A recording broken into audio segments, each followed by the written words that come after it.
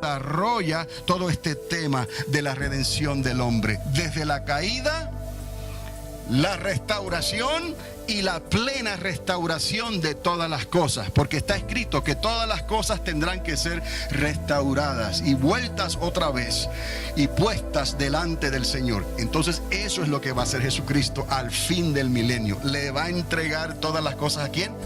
Al Padre.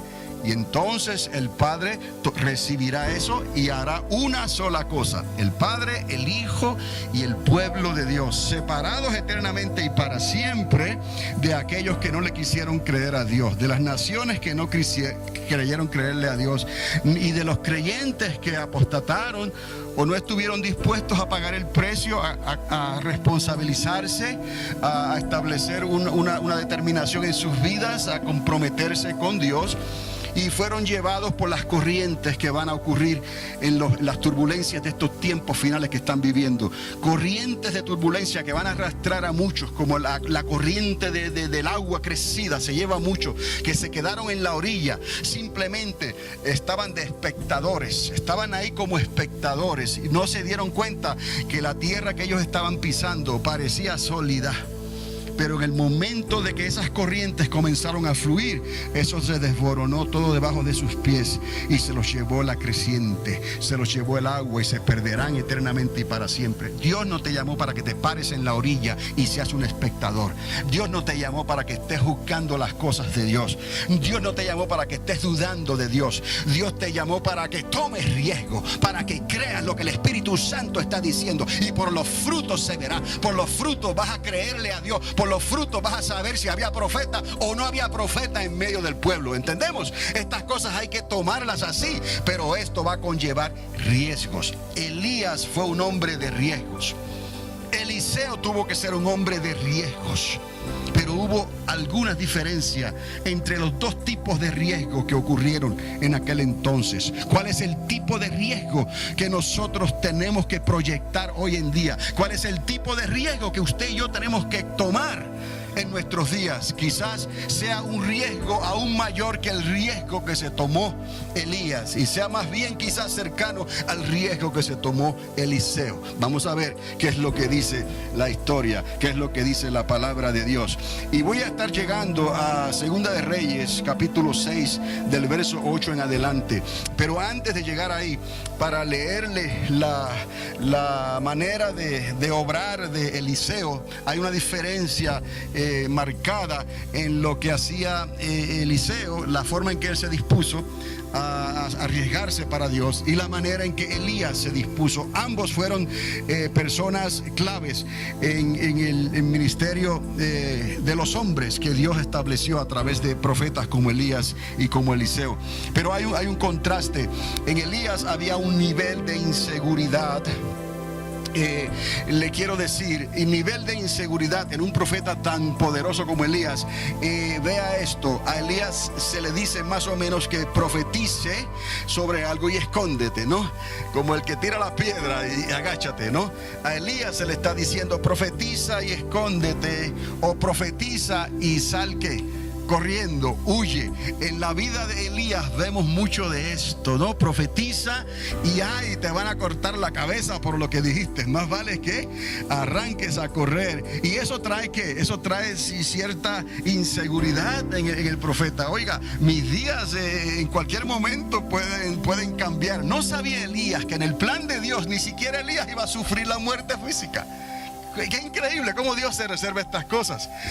Quizás lo que más le preocupaba a Elías era que fueran a cortar la cabeza y llevársela en un plato, en una bandeja a Jezabel, para que ella se escupiera sobre ella o pateara la cabeza del profeta. Y yo no dudo que esas eran las intenciones de esa mujer que se dejó influenciar tanto por el espíritu del anticristo, por decirlo así. Es una forma de control diabólica, animal, carnal, de aquí de la tierra. Pero Elías, obviamente, como ser humano, no podía dejar de pensar en estas cosas. Esta mujer, a la vez, cuando tenga la primera oportunidad, ahí me corta la cabeza. Y eso era lo que ella quería. Es más, hay referencia en la Biblia donde ella le pide la cabeza de Elías y dice: aún Dios me añada, si a esta hora mañana no traigo la cabeza de este profeta.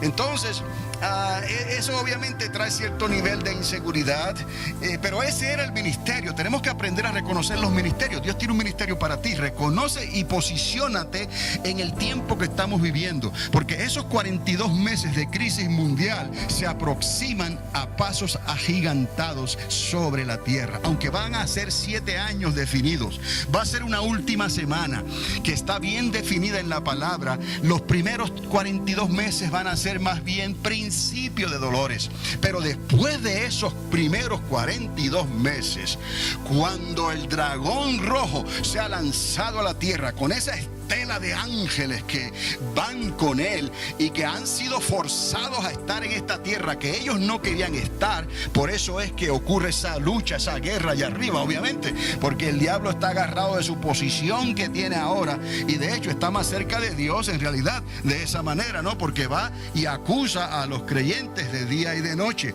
pero ese trabajito se le acabó y lo lanzaron a la tierra. Ahí comienza el tiempo de dolor y de angustia, los días de angustia de Jacob, porque viene ese personaje, viene decidido a destruir a Israel. Los deseos de Irán para eliminar a Israel del mapa se quedan pequeñitos con los deseos de ese dragón rojo. Y no estoy hablando de la China comunista todavía, estoy hablando de la intención del diablo de destruir los planes de Dios, y viene entonces a tratar de deshacer todo lo bueno que hay en esta tierra. Entonces ese periodo de 42 meses finales es lo que verdaderamente se reconoce como la grande tribulación. Eso no es nada nuevo completamente. Tenemos antecedentes aquí desde los días de Egipto, los días de los asirios con estos profetas, y los días que se aproximan, que ya nuestro Señor Jesucristo nos advirtió de esos días.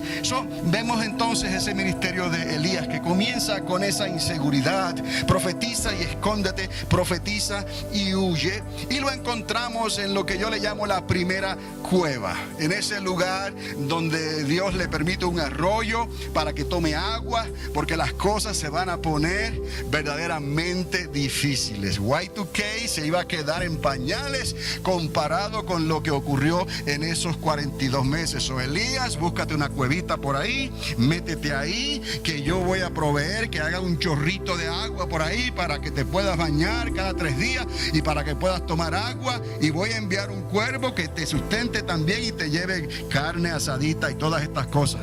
Entonces vemos que Dios tiene humor, pero Dios es muy humano en ese sentido. Dios conoce que las preocupaciones, y ahí está este hombre que quizás no podía dormir porque pensando en lo que está ocurriendo allá afuera. Estoy en la cueva, estoy escondido, pero en cualquier momento algo trágico y terrible puede ocurrir. Y sí ocurrió, y no fue que Jezabel se le apareció en sueños, ¿no?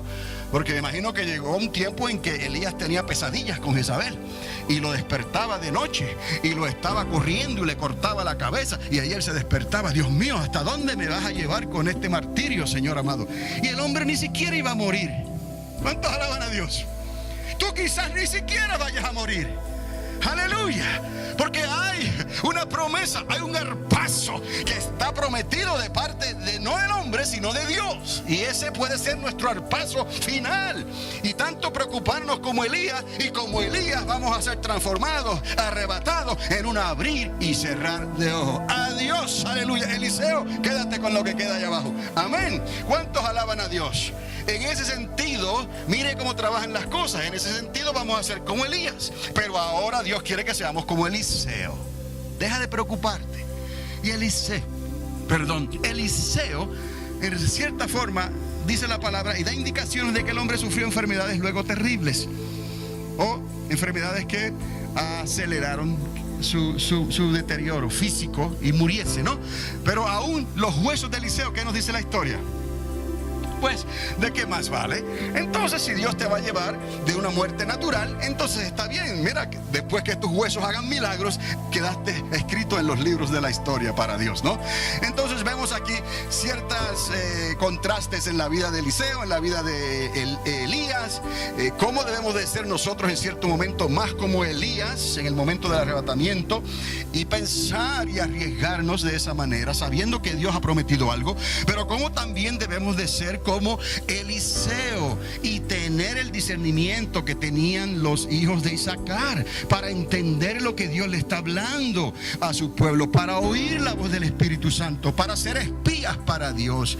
Aunque no estamos físicamente en un lugar, espiritualmente Dios nos puede llevar en el Espíritu para que podamos recibir cuáles son los planes del enemigo y poder actuar entonces conforme a esa revelación de Dios. Dios nos está hablando por el Espíritu y nos está advirtiendo que el fin se acerca, el fin de una era se aproxima. Entonces Dios quiere que establezcamos un plan, que establezcamos una reacción a lo que viene, con el propósito de poder hablarles a los que están afuera para que ellos puedan entrar y ser salvos, también como nosotros, como usted y como yo, y que sus nombres puedan ser escritos también en el libro de la vida. Pero esa estrategia la vamos a recibir del Espíritu Santo de Dios. En ese sentido, somos como espías de Dios que estamos escuchando lo que se está hablando allá en la oficina del enemigo principal, que viene a robar, que viene a matar, que viene a destruir, que está planificando ya lo que va a ocurrir con ese famoso anticristo, que va a traer a relucir lo que va a ocurrir con ese falso profeta, y va a traer a relucir todo eso que va a ocurrir durante ese cambio, con ese nuevo orden, con ese nuevo gobierno. Y nosotros estamos siendo advertidos. ¿Por quién? Por el Espíritu Santo. En ese sentido tenemos que ser como Eliseo, porque precisamente eso fue lo que le ocurrió a Eliseo. Las cosas que hizo Eliseo. Quizás usted diga, bueno, él le pidió una doble porción de su espíritu, le pidió una doble unción. Si Elías hizo tantos milagros, entonces Eliseo hizo el doble de esos milagros. Y luego el pilón, ¿no?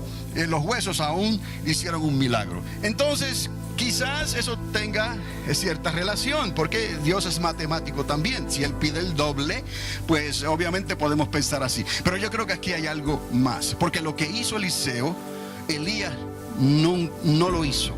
Ciertas cosas que hizo Eliseo como espía de Dios, sin estar en lugares específicos, Dios le revelaba que era lo que se hablaba en secreto en la cámara del rey. Dios le revelaba los planes con los capitanes y los generales del rey, que se hacían en completo secreto. No había forma de grabar, no había forma de hacer nada aquí para llevarle esa información súper secreta a Eliseo. Y Eliseo se levantaba un día y decía, ya yo sé lo que este hombre va a hacer. Y entonces Eliseo aconsejaba y profetizaba de esa manera. Y cuando los reyes asirios se daban cuenta de eso que estaba pasando, no podían entender cómo era posible que Eliseo pudiera saber lo que el rey hablaba en la cámara secreta. Eso era un trabajo que a Elías no le tocó hacer. Pero piense usted y yo, hoy en día, en los tiempos que estamos viviendo, tenemos que escuchar lo que el Espíritu Santo nos está hablando, porque ya no es la cámara del rey, es la cámara del mundo y de las naciones de la tierra. Todo se está levantando contra Dios. Una manera diferente de pensar. Todo quiere que sea diferente en la sociedad, en la cultura. Quieren separar a Dios completamente. Quiere que se establezca plenamente una sociedad y una cultura completamente secular.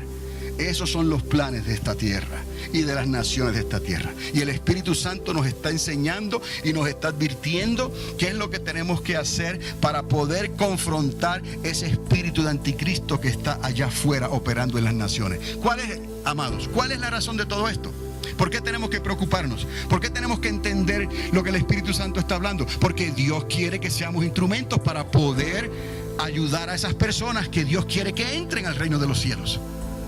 Usted dirá, pero si Dios quiere que entren, que las haga entrar Dios. Si Dios quiere que entren, pero ya Dios hizo lo que tenía que hacer. Ya Dios dio el plan de salvación a través de Jesucristo. Pero si las personas no aceptan ese plan, ¿de qué les sirve? Van a perecer cuando el hambre comience, van a perecer cuando la sequía comience, van a perecer cuando comience la persecución y no tendrán escapatoria. Dios no quiere que ninguno de ellos perezca, sino que procedan a un cambio de vida. Y de la única manera que ellos lo van a hacer es que ellos puedan recibir este plan de parte de Dios a través de Jesucristo, que es el que lo hace posible, y a través del mensajero, a través del Elías Tibita. Aunque seas extranjero, no importa si fue Elías, a través de Eliseo también. Profetas, personas que oyen lo que el Espíritu Santo le está hablando a la iglesia, para que puedas tener una palabra donde quiera que estés. No tienes que estar con una vestimenta especial, no tienes que estar en un lugar especial. Dios quiere que tengas esa palabra en el mercado, cuando estás en la línea, cuando estás en el banco, cuando estás en tu trabajo, cuando estás en cualquier lugar. De momento, como el Espíritu de Dios es como el aire, no sabes de dónde viene, no sabes dónde va. Así es el Espíritu de Dios, así el Espíritu de Dios está dentro de ti, para que tengas una palabra de vida, una palabra de esperanza, una palabra de salvación en ese momento dado. Quizás te ocurra como Felipe el evangelista, quizás hables una vez nada más con esa persona o dos, pero cambiaste el destino de esa persona porque le diste la palabra que esa persona necesitaba y su corazón estaba dispuesto para recibirla, aunque haya que tomar riesgos. Dios quiere que tomes riesgos. ¿Me creerán o no me creerán? ¿Se burlarán o no se burlarán? ¿Qué pensarán de mí? No te preocupes, sal de tu cueva. Corre cuando tengas que correr, pero habla cuando tengas que hablar. Y entonces, como Eliseo, toma los riesgos que aún te puedan costar tu misma vida. Pero confía en Dios, que tú no te vas de esta tierra hasta que Dios no lo diga. Y solamente hay dos formas de salir de esta tierra: por muerte natural o en el arrebatamiento que Dios te levante. Y si Dios quiere que llegues hasta el fin de estos tiempos y estés ahí cara a cara ante esos días terribles que se aproximan durante esos primeros 3 años y medio, esos 3 años y medio de principio de dolores, ahí vamos a estar. Y no vamos a echar para atrás. No, de ninguna manera. Porque sabemos en quién hemos creído.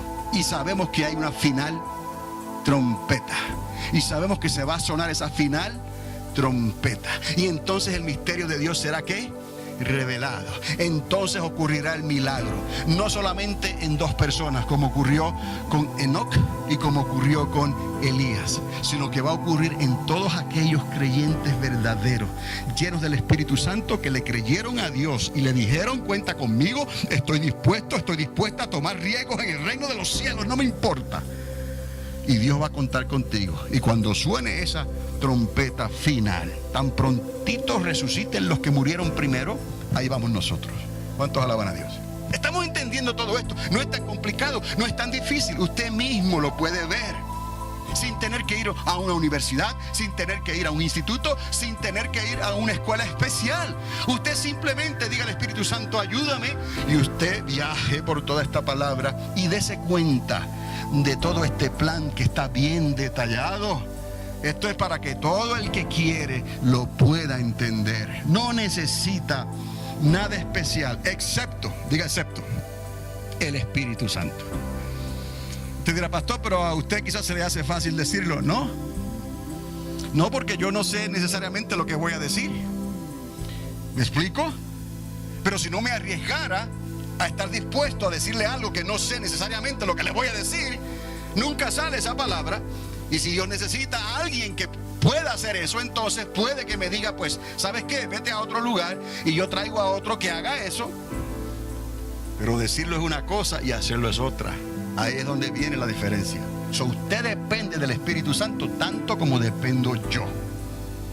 Y yo, en cierta manera, ya he estado dispuesto a tomar ciertos riesgos de esta manera. Y Dios no falla en hacer conocer cuáles son sus planes y su palabra por el bien de ustedes. Y quizás usted se está tomando riesgo al estar en la iglesia triunfante.